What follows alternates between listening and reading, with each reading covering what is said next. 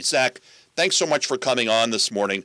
I have to tell you that I live for law and order. I think this country, when it reflects law and order, is the greatest place to live in the world. But based on turnstile justice and everything that we've seen with George Soros and his money bringing in all of these left-wing radical district attorneys and so forth, I just look at these numbers and I say, wait a minute, this doesn't seem like the America we're living in right now. What do you say? Yeah, look, thanks for having me on the show this morning. Thank you. I think what happened over the past 5 or 6 years is we got away from the basic blocking and tackling. We know what works to drive down violent crime, put officers on the street, and empower prosecutors to hold repeat violent offenders accountable. And unfortunately, that wasn't happening. You had local city councils moving to defund police officers. You had road prosecutors who were refusing to prosecute violent criminals. And what has happened over the past several years, particularly once President Trump came back in office, is you've seen a shift, a refocusing on those tried and true tactics that work to bring down violent crime. And I think the results speak for themselves. Where just this past year, we have seen historic drops in the number of violent crimes occurring in our country. Now, we're talking about arrests. We're not talking about indictments or convictions.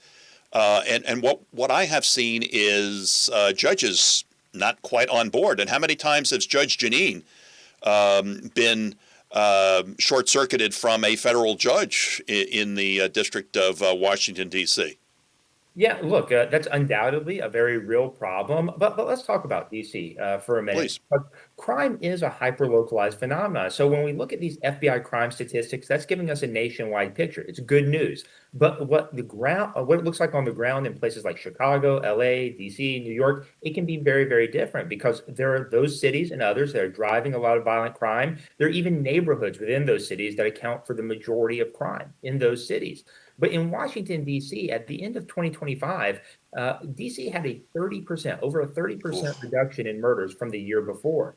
If you look at so far this year in 2026, murders are down almost another 30% from this same time last year. Now, do you think that's a presence from the National Guard on the streets of our nation's capital? Is that what you think? Certainly. It certainly plays a factor in it because that goes to the manpower shortage. The local DC council here, they voted to defund the local police department. As a result, the local police, they're experiencing historic shortfalls. They're at the lowest manpower. Yeah, I mean, who wants to join the ranks of the police in DC if the city council wants to defund you 2 years later, right? I mean, yeah.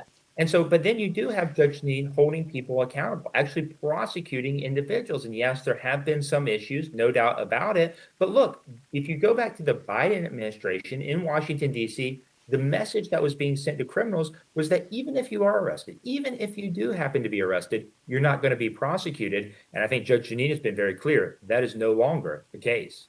So let me ask you this question, and I brought it up in my opening statement. Where is the deterrence for criminals? Do they feel that they will, on the streets, be held accountable? And I go back to when Rudy Giuliani took over as mayor of New York, because at that time, prior to Rudy Giuliani being sworn in, it was anything goes on the streets of New York. And I have to tell you something, Jack, it was remarkable. Once the word got out that if you stepped out of line and you committed even a small crime, the general consensus was the NYPD would figure that you were doing more serious crimes at some point, and they were going to lock you up. And boy, New York was transformed in a very short period of time into the safest city in the nation.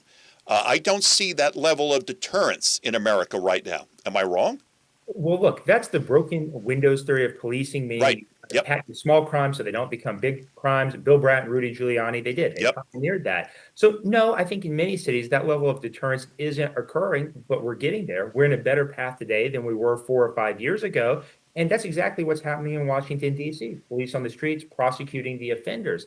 And I think the key message to take away from this is that wherever these tactics have been tried, we know they work. It's not some magic secret formula. Oh, they've worked in the past. Absolutely. Right. They've worked in the past. Yes. It is a formula for success.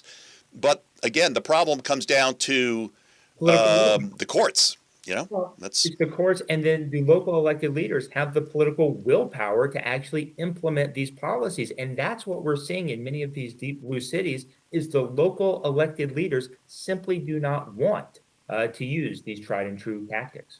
No question about it. It is going to be in some constituencies a very important issue for the midterms, without question. We're being joined by Zack Smith, Senior Legal Fellow of Courts and the Constitution at the Heritage Foundation. Zack, I'm going to draw from the time that you spent in the U.S. Attorney's Office in Florida, in the Northern District of Florida. The situation with Eric Swalwell. Obviously, the FBI confronted him at San Francisco International Airport the other day. They had a warrant with them signed by a judge, and they took his electronics from him.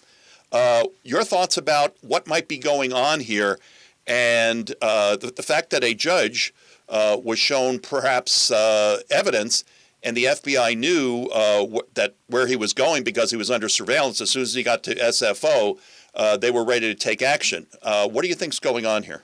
Well, I think it's important we let the investigation play out. We really don't know exactly why Eric Swalwell is being investigated. We can speculate. I think there are certainly a number of things he could be investigated for, I suspect. But by his electronic devices being seized with a warrant, that means a judge was shown evidence that there's probable cause that those devices contain evidence of a crime, potentially. And so the FBI will do their forensic work and see what they find. That is going to be a very interesting case. And obviously, there are issues with the former congressman from California, Swalwell's personal life. And there's also issues of his life in office, because we now have found out from the FBI in a document dump that his relationship with Fang Fang was a little bit more significant than he let on. But, Zack, we need to take a break. When we come back, can we talk about something that has been an important topic in the country right now? And that is these flock traffic cameras, and where the Constitution, the Fourth Amendment, is positioned to defend us against the data that these flock cameras are gathering. Can we talk about that when we come back? Sure, happy to do it. All right, thank you. And we are